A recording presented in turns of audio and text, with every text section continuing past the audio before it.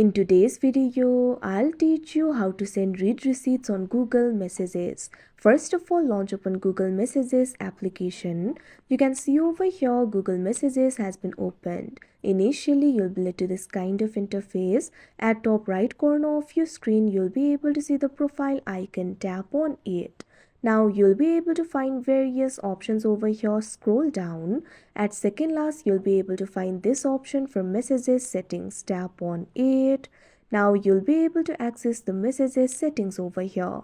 At first, you'll be able to find this option for RCS chats. Tap on it. You'll only be able to send the read receipts if the RCS chats is turned on, so make sure it is turned on.